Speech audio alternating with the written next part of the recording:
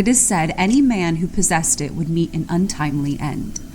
A diamond so influential that it would turn brothers against each other, drive men to the brink of madness, and crumble empires.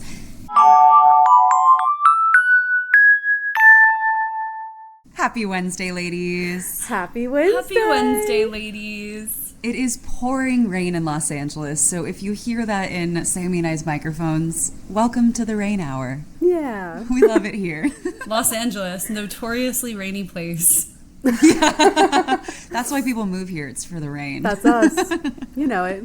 The pitter-patter. Nice. I was at a tiki bar last night.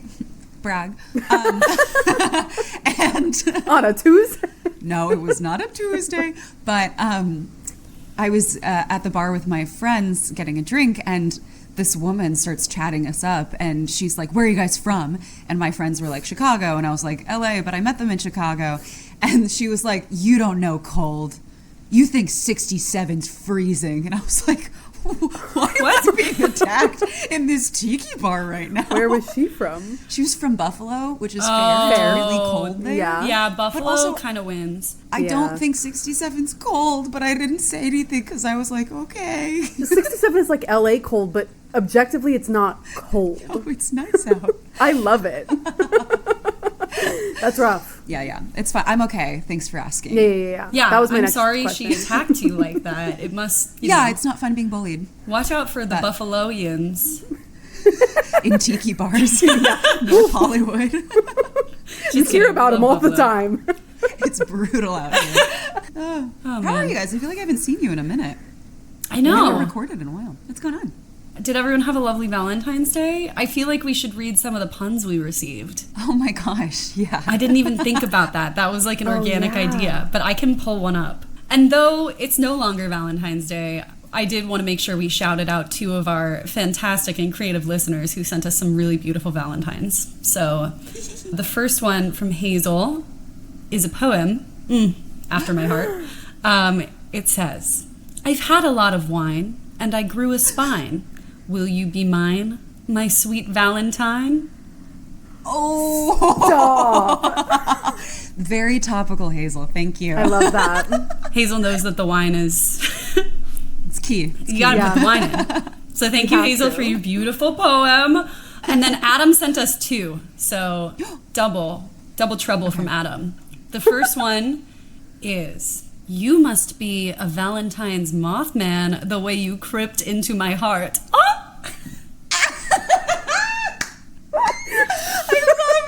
Oh my gosh, I love it. Oh, that's good. That's great. I don't know if Yeah. I love this one or the next one more. Adam nailed it. The other one from Adam is, "Are you belladonna? Because you make my heart do funny things, oh Valentine."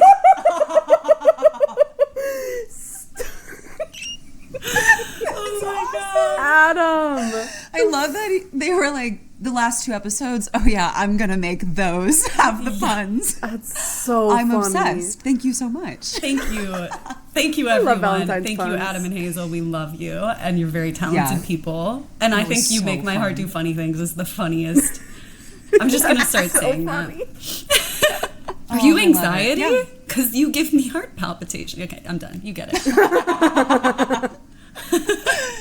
No, Valentine's Day was fun. I was obviously had my opening weekend for my show, which went really well. Yeah. We are now closed, which makes me so sad. I But miss it thank already. you. I miss it too. Thank you to everyone who came out. It means a lot. But yeah, I just the boy came over with some roses and a latte, and we didn't talk because I didn't want to. It was great. I was like, "I'm on vocal rest. I'm so sorry." Sick. The life of a star. Life of a showgirl, perhaps. Ooh. How are yours? Mine was Mine good. was fine. I was long distance on Valentine's Day, but Yeah. I did get a really lovely Valentine's themed bagel from my boyfriend with a latte. It was like a pink bagel with strawberry cream cheese. Delicious. So cute. We went to Hadestown the week before, which is probably like one of my favorite shows ever, as like a way to celebrate. And if you haven't seen Hadestown, all the lore, It's all the so love, good. it's the greatest thing on earth. And then I went to this Valentine's yoga class, which was hilarious, guys, because it was my regular yoga class that I do, except it was all these couples that clearly were like, oh, let's try yoga for Valentine's Day. Like, you've never done yoga before. So it was like these partners who like love their yoga, and then these partners who were brought that like clearly had never done a yoga class. And I swear, Yeah, I'll go to yoga with you. yeah. At the end of the class, this man, God love him, I'm very happy for everyone trying yoga. You're doing amazing. I'm not judging you at all. We all have to be beginners at some point. But this man goes, yeah, this is really hard. I didn't realize. Oh, I'm sorry. I'm sorry, sir. I loved Why didn't you think it was hard? Question. A lot of people don't think yoga or dance are real forms of exercise. I've had to argue that my whole life. It's messed up. It's frustrating. Ugh. But I do love when a man comes into yoga class and realizes otherwise. I love those videos of men trying Pilates with their girlfriends, and they're like, it's fine, I like lift weights. And then they're like, well, I can't even do one move. Like, what the fuck? This is army training. It's hard. We're all maximizing for different things. You know, it takes flexibility, it takes strength, it takes all sorts of stuff. It's true. It's true. I've got my 5-pound weights that I love, so. And that's big. Muscles over here. Okay, enough of that. I think it's time to get to the lore. What do you say, ladies? I'm so in. I have been itching to tell you about this, so I'm ready. Is itchy a hint? Yeah, I thought I had the same thought. Oh, no. Okay. I didn't sneak in a hint because I forgot about that. But we play a game here on Ladies Who Lore. If you're new, hi, welcome, we love you. If you're old, sorry for calling you old. So I have brought a lore in today, and Lauren. to give a Lauren. I brought a Jessica Lauren Vane in, and that is my middle. Anyway, Your I'm middle sorry. name Oh is my God. Lore? Lauren. Yeah. I didn't know it was Lauren. Yeah. Your middle name is Lore. Lore. Yeah. Yeah. Lauren. I'm literally meant for this. Yeah, this is your destiny. Okay. This was destiny. Cool. Yeah. And that's perfect because I'm going to restart this spiel. No. Okay, No. I have brought in a story today that Sammy and Lindsay don't know what I'm doing.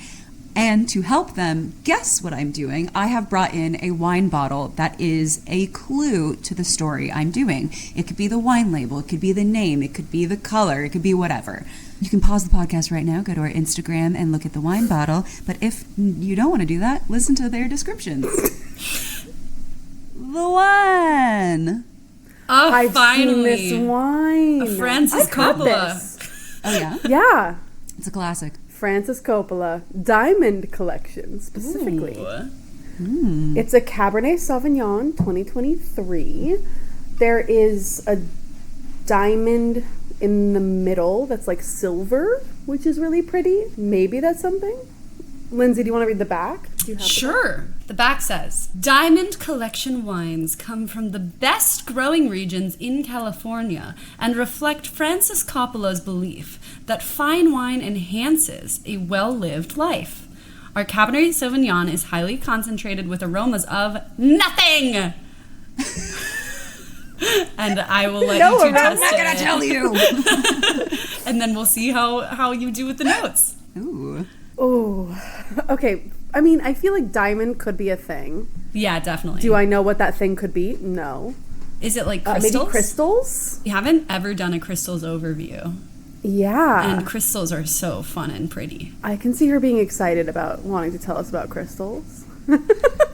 Francis, the Pope? Isn't there Pope Francis? Finally. Yeah. Did you say finally? What? Yeah, finally. She did. We're going to Finally, talk about talk the about the Vatican. Pope. Yeah. Oh, I'm not touching that. Yeah, I'm just kidding. What else? Coppola. Pola. Maybe Colorado. Colorado? Colorado. I'm just looking at the letters at this point. Oh, don't do that. I think it's I think it's crystals. Maybe it's Italian. Oh, Is it like the Hope Diamond or one of the cursed diamonds? It could be a cursed diamond. I love a cursed diamond. That could be really fun. My only other thought would give away something that I want to do, but it's worth saying, is like marriage and like, you know, but we just did soulmates, so no more love. Yuck. That time of the year is over. We're in March done. now. Okay. Yeah, I'm sticking with crystals, I think. I think cursed diamond could be a thing, but I feel like it has to be the diamond. Yeah. Hey, let's team up. You do crystals, I'll do cursed diamond, and one of us will be right. teaming up. Yeah. Yeah. Shall we pour some more and find out? We shall. Woo! Sadie wants to be a part of it today. Yes, she does. Hey, Sadie. Hi, honey. You want to say hi to your fans? That was such a cute pop. Cheers, ladies. Cheers. Cheers! Oh, it smells great. It's very like jammy smell. Sadie is very vocal right now. Yes, Sorry. she is. Very jammy, very Ooh. fruity. I like it. It's smooth. Not super tanniny, which I love. No, it's like a good. It's very smooth, very light. Diamond level, perhaps? Diamond level indeed. Ooh, yes, I could drink this while shopping for my diamonds. I feel like there's like I'm getting like black a- currant. Totally. Maybe like a little soily too. Like there's like some sort of earthy Earthiness? element to it. I can see that. Maybe some pepper. Ooh, yeah. Like a little bit of a spice. Yeah, there's a thing little in there. spice. No, pepper's like really. No, but I dated someone who thought pepper was spicy. I did when I was You little. know?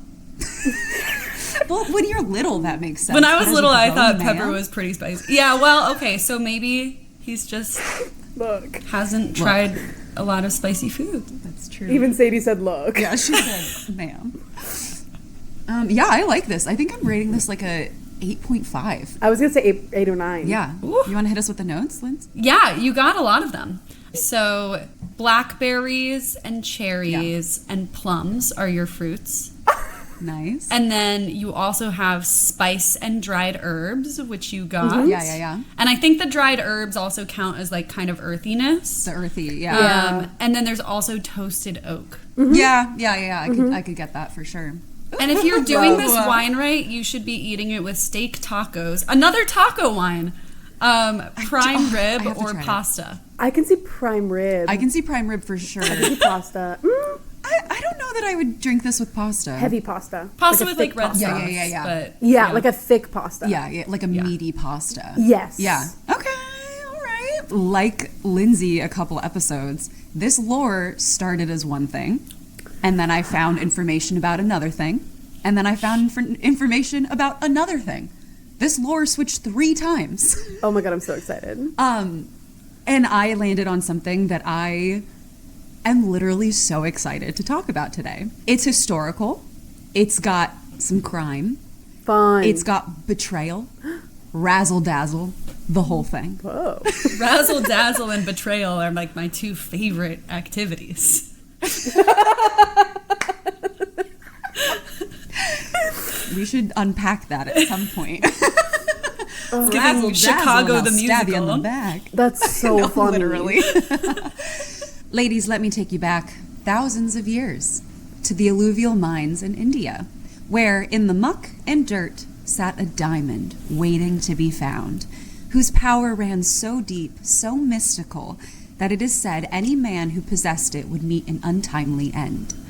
A diamond so influential that it would turn brothers against each other, drive men to the brink of madness, and crumble empires. And this isn't just folklore, notes an article on 5 Cents Tour.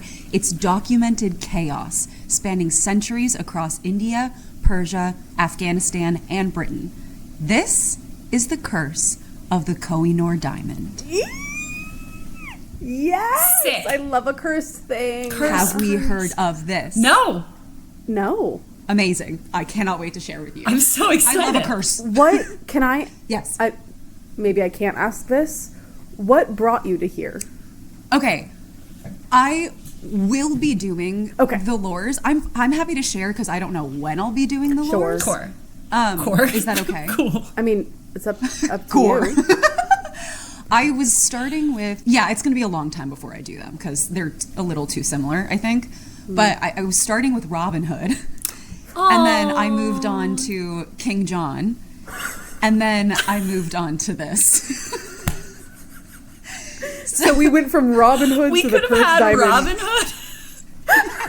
Just kidding. I'm so excited. I'm joking. We could have what we could have had. I do think Robin Hood needs to come back into the zeitgeist. Where is the next Robin Hood hot romance movie? Oh, so true. I found out a lot of fascinating things about Robin Hood when I started researching. I can't wait to share that with you guys. It's more historical than we think it is. I can't wait. I can confirm, not on my list. Great. No one take it. It's mine. But that's not what we're talking about today. So, just a preface, I want to say from here on out, I did my best to guide us through a story, but since it's such old history, there's a lot of conflicting facts or slightly skewed dates and events, so I did my best. But if you're an expert in the topic, please write in at ladieswholorepod@gmail.com because we have much to discuss. So, a little bit about the Kohinoor Diamond so we can visualize together. It is massive. It is originally 186 carats, which is one of the world's largest cut diamonds. Yeah. According to Vishnu Purana, which is an ancient Hindu text, the diamond was revered by gods like Krishna for its astounding beauty. In an epic tale, Krishna battles a bear for 30 days to get the diamond. When asked to describe... Yeah? It's in the ancient texts? Oh, yeah. That's It so is sick. craze. It's like the lore around this diamond is bonkers. There's to be fair, it might not be this diamond, but many people think it's this diamond that they're talking about. I'm here for it. Great. Yeah, we're going with the lore It's today. lore. As we should. As we always do. Yeah. When asked to describe the diamond's worth, an Afghan queen, Wufa Begum, said, quote, "If a strong man were to throw 4 stones, one north, one south, one east, one west, and a 5th stone up into the air, and if the space between them were to be filled with gold, all would not equal the value of the Koh-i-Noor." End quote. And, as I'm sure you can imagine, many, many people wanted to own this diamond. Because with this diamond not only came wealth, but it was a symbol of power. And as we know, greed brings out the worst qualities in people, and anyone who came into ownership over the diamond was no exception. Nearly every male owner of the diamond met a violent end or lost their throne.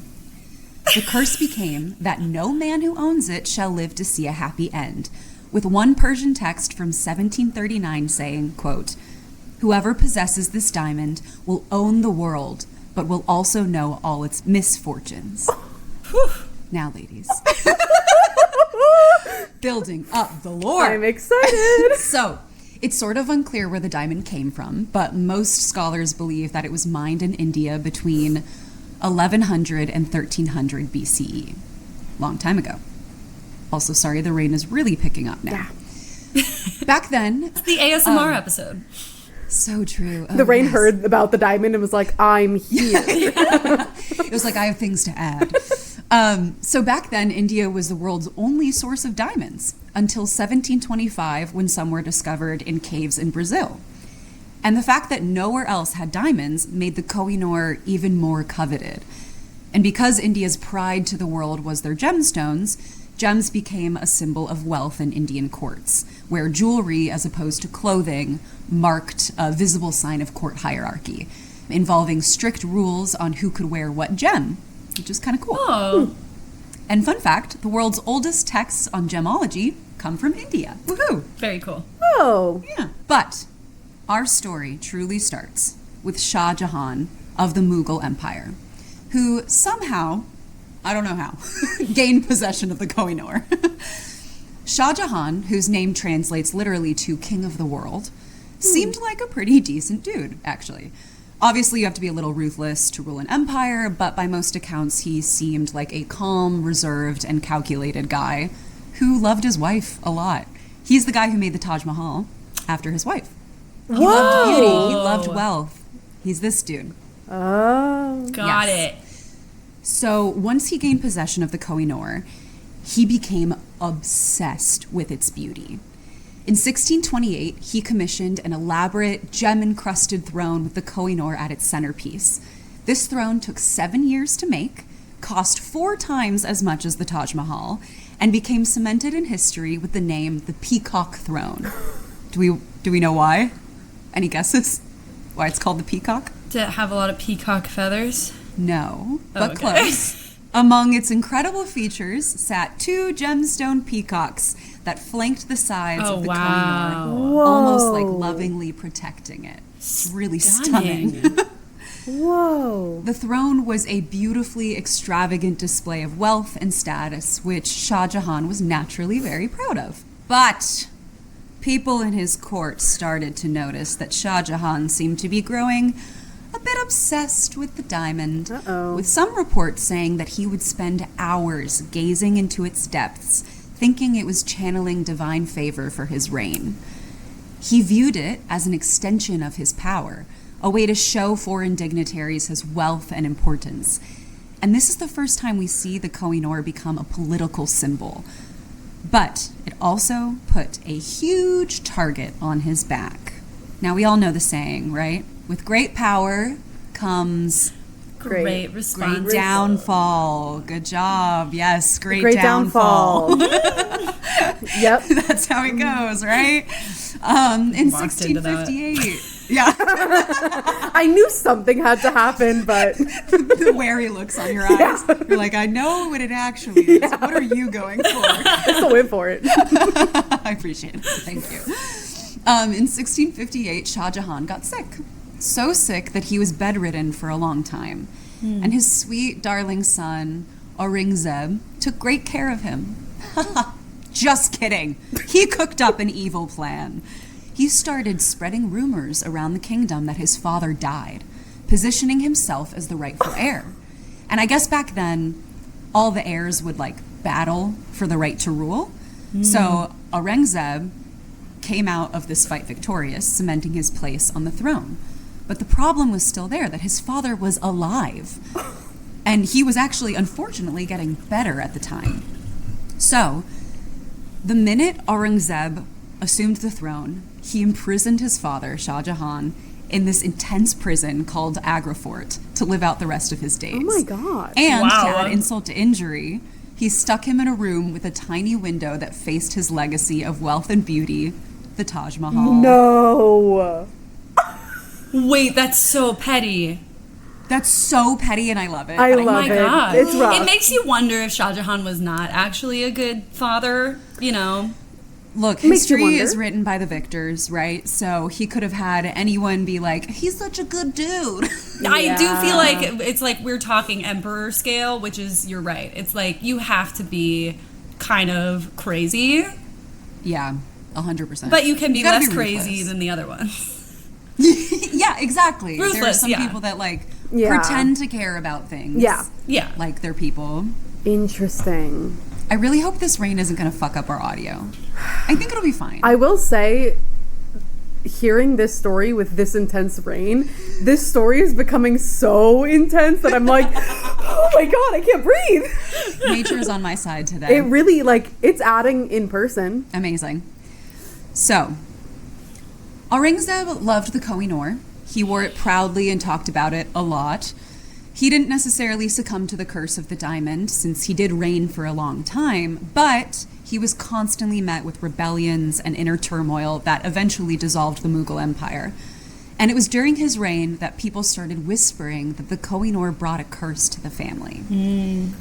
And as the article I mentioned earlier says, quote, "This betrayal marked a turning point for the diamond itself. From then on, the Kohinoor Diamond seemed to carry the stain of this treachery. The pattern was set. Whoever took the diamond through violence would themselves face a violent end." Aurangzeb died of natural causes, it seems, but years later, while the Mughal Empire was still standing, Emperor Muhammad Shah was in charge. And he loved the Koh-i-Noor so much that he was paranoid about losing it or having it stolen, so he kept it hidden in his turban. A neighboring emperor, Nader Shah of Persia's Afsharid dynasty, invaded India. They slaughtered thousands, captured Delhi, and depleted the Mughals' treasury. And when storming the throne room of the palace, Nader Shah spotted the Koh-i-Noor on the throne and allegedly exclaimed, "Koh-i-Noor," which is a translation from Persian meaning mountain of light. And this is the first time in recorded history that someone actually named the diamond. Whoa. Before this, it was just Whoa. like, that diamond. Whoa. Yeah. Oh my gosh, imagine And a being different- that eloquent in such a crazy moment. You're literally like invading a country, and then you're like, wait, let me whip out some poetry real quick. The mountain of light. They knew that moment was going to be historic. Yeah, he was like, you know what? Honestly, remember, history's written by the victors. I imagine him being like, with his scribe later, being like, can you say that I marched into the throne room and said something really cool? Really cool. And the scribe's like, yeah, I got you. no We got worries." that, yeah. A different story about this same event, and perhaps a bit more mythical, is that while invading India, Nader Shah was invited to a feast at the palace with Muhammad Shah. And as the feast was wrapping up, Nader, hearing rumors that Muhammad kept the Koh-i-Noor inside his turban, proposed a turban exchange, which was a custom to show a token of friendship. Not wanting to seem rude and deny the proposal of friendship, Muhammad handed over his turban and thus the Kohinoor Diamond. Bro. Feels really Three Stooges. Yeah. Did he keep it? Yeah, he kept the That's he kept the crazy. turban, which is why Nader Shah had the diamond now. That's wild. I just feel like maybe say no. Maybe just Bro's already invading your Interesting. country. I don't know. I mean, maybe he knew that he didn't have many options left. Yeah. So Nader Shah now has the diamond. And Got he it. wore it proudly as an armband during his reign. Heavy. And it was a very heavy and a very bold display of power. yeah. Because yeah. most people had kept it hidden or kept it in the palace, and he touted it. And the Persian court became transfixed with the diamond, with the elite believing it gave eternal life and riches. Some even reported that the Koh-i-Noor would shift and change before their eyes, emitting an ungodly power. Whoa. Wow. But to follow trend, it didn't stay with him long. In 1747, just 8 years after gaining possession of the diamond, he was assassinated by his own officers. Oh. The diamond then passed to his grandson, who was quickly blinded and deposed Oh. After getting the diamond? after getting the diamond. And there's a rumor that when they were deposing him, they shaved his head and coronated him with molten gold. They do that in Game of Thrones. Many people think this was the inspo. Whoa. Wow. Yes. Horrible. And to be fair, articles about this story said someone got coronated with molten gold, but I'm making a sort of semi, not really at all educated guess that it was this guy. Sure. Wow. Just based off of the other facts. But yeah, I know. Isn't that fun? Wow. Well, not fun, but the Game of Thrones thing, I think It's is certainly fun. creative. You know That's so what? true. They love Everybody's making a so statement. creative. This guy's a poet. He's naming the diamond. Then they're like, what's the craziest way for someone to get executed? They're creative. Gold. They had to like one up him, you know? Totally. Yeah, That's yeah. all this story is how can I one up the person before Yeah. me? So next, we're going to Shah Durrani, who was Nader's cavalry commander who stole the diamond.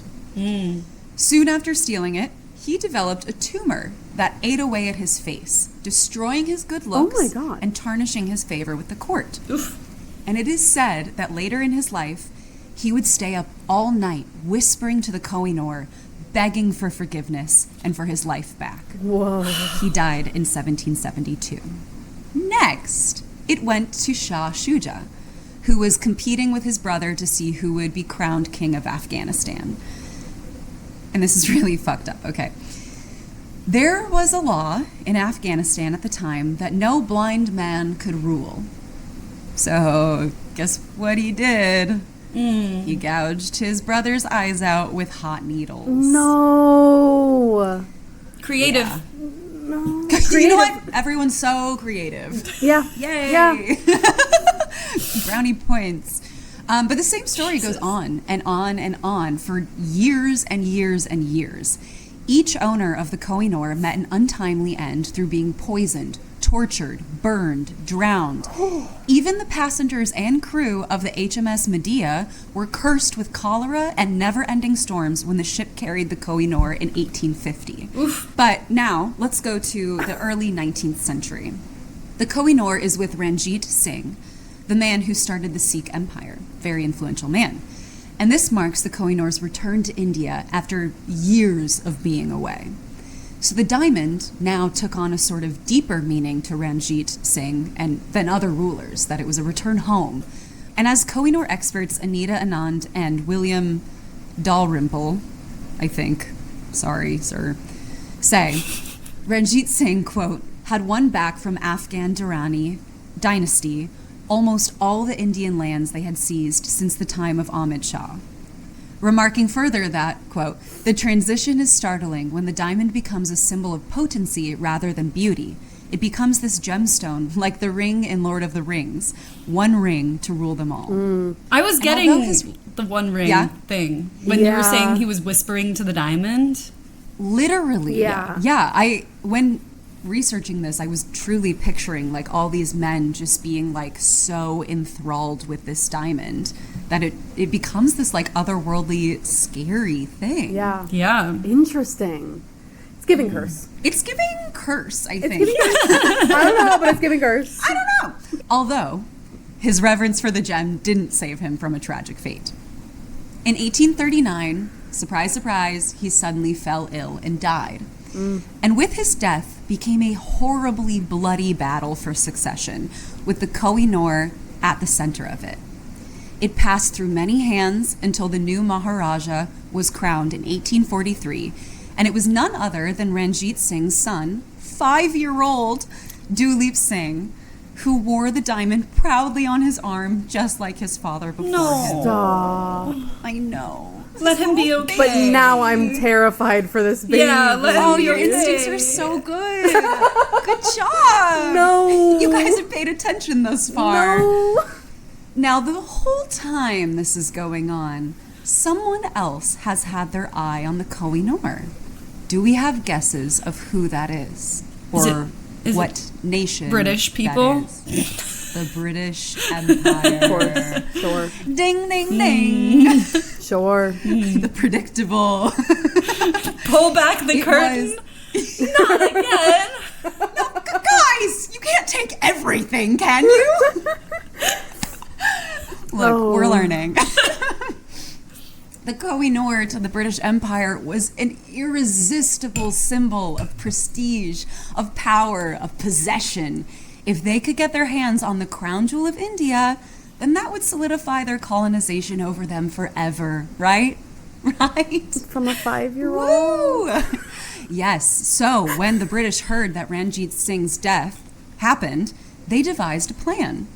They knew that he wanted to give the diamond to Hindu priests, but the British were like, why the fuck would you do that? With one anonymous editorial saying, the richest, the most costly gem in the known world has been committed to the trust of a profane, adulterous, and mercenary priesthood. Which is how I assume that guy said that. Yeah, I think that's it. Just goes so well with like the whole narrative of like they weren't going to take care of their artifacts, so we had to take them. The Someone adulterous had to. priesthood. Are you kidding? They can't do that. Hold on, we're getting a flash flood warning. Whoa. Be safe, ladies. LA is so dramatic sometimes. It is really dramatic. They We do weren't not planning know on how to- leaving, so don't worry. Don't know how to deal with It rain. was like, stay put. We're like, we're fine. We're not leaving. Yes, they love keeping things safe for other people. It's fine. Maybe they give it back. I don't know. I'll tell you at the end. So the British Empire, the British Empire sat and they waited. They saw it pass from person to person until it settled with the perfect prey. Come on. Duleep Singh, the 5-year-old, who at this point was 10. There are some historians who try to say it nicely, but I disagree. They imprisoned his mother and forced the child to sign the last Treaty of Lahore, which ceded both his kingdom and the Koh-i-Noor to the British crown. Duleep Singh does not have a happy ending either. Just 5 years later, he traveled to England, where he spent the rest of his life in exile, reportedly incredibly remorseful of signing the treaty. Which I say to you, Dileep Singh, it was not your fault. They forced you as a child to sign a treaty. What are you going to do? You're 10 years old. Yeah. What are you going to do? You're 10. You don't have the guidance of anyone. They imprisoned anyone who could have helped. Yeah. Wow.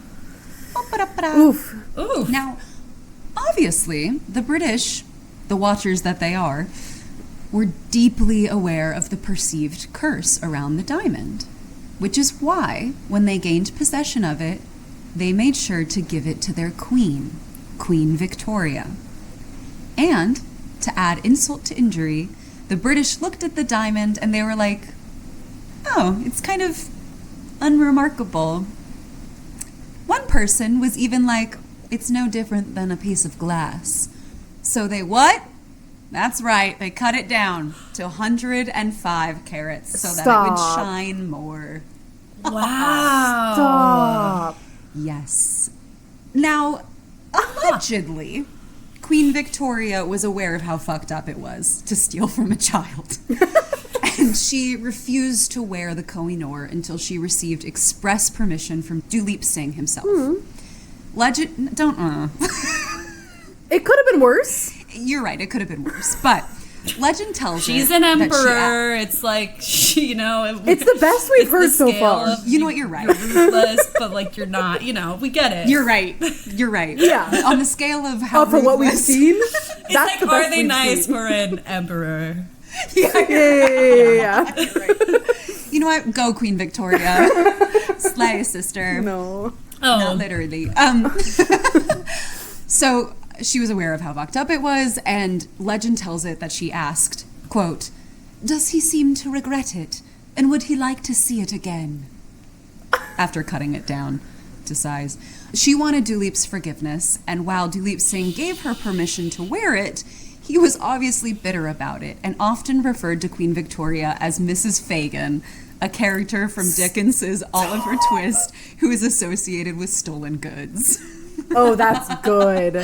got her. Which, like, yeah, straight up got her. The Dickensian gotcha. He's like, I read your book. Did you not? Did you not read your own country's book? Oh, that's so good. I curse you in literary references. My kind of curse.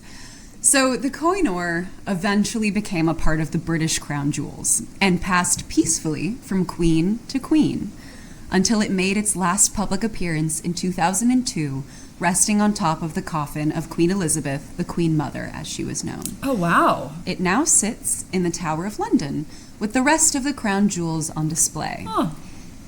And this, rightfully so, enrages a lot of people. Some say it's a cruel reminder of England's oppression and colonial violence. In 1947, India asked that the Koh-i-Noor be returned. Oh. Pakistan requested the same in 1976, and Afghanistan too in 2000.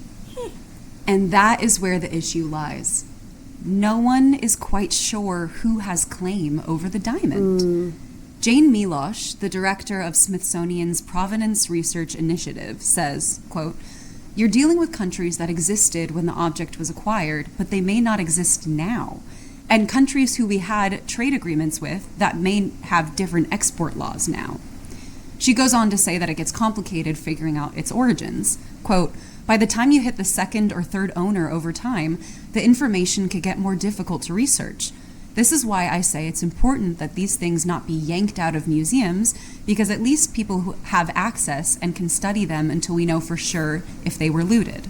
End quote. I think it's a really, not that I'm sure you're going to go into this, but I think the whole, like, it's a very sticky situation because you also look at a lot of the histories of, like, these empires and, like, it was, like, violently begotten when, which empire took it from the Mughals? So I'm just saying, like, it was violently begotten by a couple other of those people, so it's hard to say, like, are those people then the rightful owners, or do you have to Right. put it Later all the Shah took way it, yeah. back in the earth? Yeah. Put it back in the mine. Which, honestly, Yeah, we just took it from the stick it in the earth. mines. She didn't consent. The rightful owner. I mean, honestly, yeah. I think, like, who's the person who found it in the first place? I guess if you're going with lore, it's the gods. Yeah. I like that. So, Anita Anand, one of the experts I mentioned earlier about the diamond, says that she doesn't think the solution is to give the diamond back, but instead, rather simply, is to have a sign up by the diamond that recounts the history of it. She adds, quote, "People are taught this was a gift from India to Britain. I would like the correct history to be put by the diamond," which I think is fair. I think that's powerful.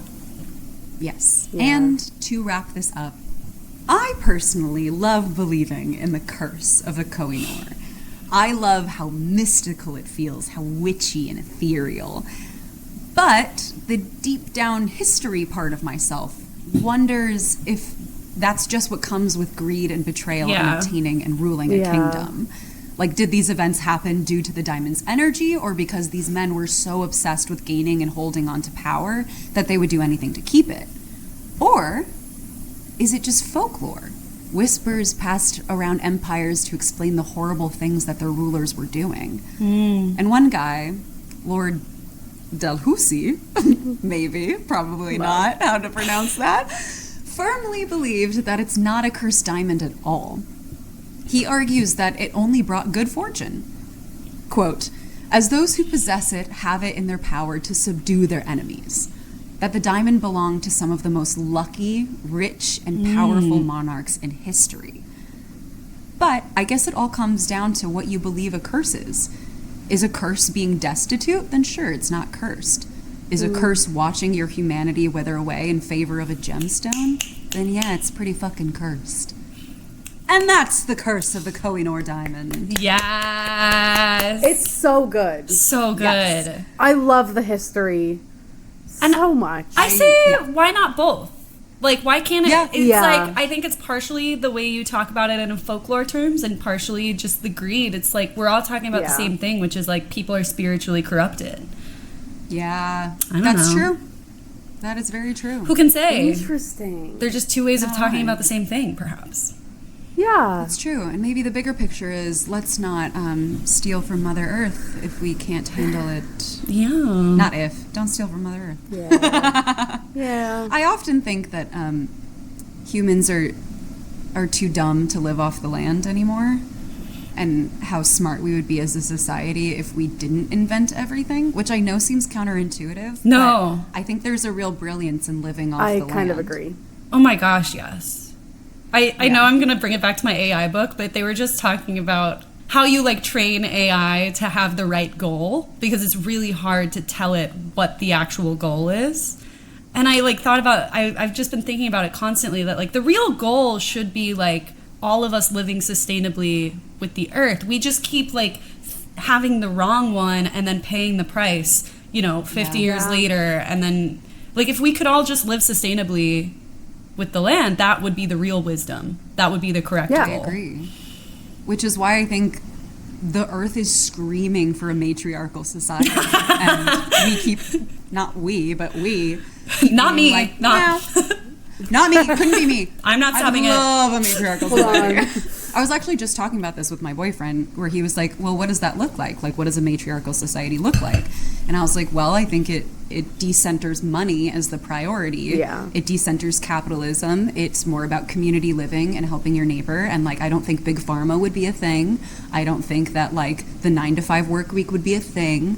It's more about just, like, being with each other and helping your neighbor. Community, Yeah. exactly. Yeah.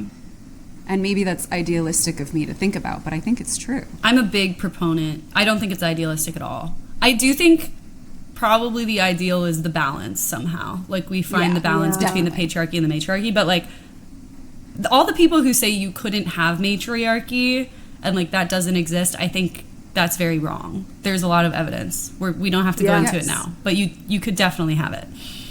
Yeah. It would look very different. We would lose a lot of things that people like now. Sure. It's just Definitely, yeah. yes. 100%. But, like, is this working right now? I don't know. But like worth it? It's like the Hopi Nation believes that there were, like, 3 iterations of humanity before us.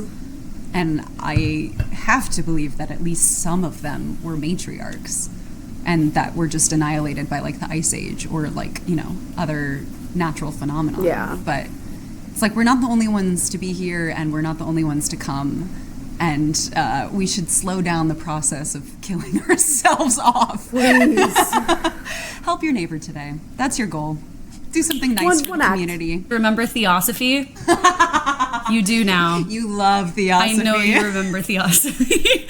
I was researching Theosophy even further because I was like, what is going on with Theosophy? They believe, like the Hopi Nation, like so many other creation stories, that there were like 5 ages of humans. Yeah. Yeah. Same thing.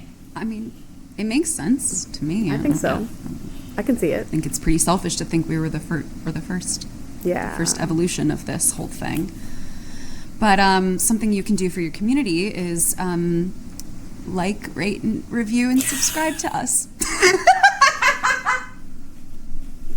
And that I don't know. does count?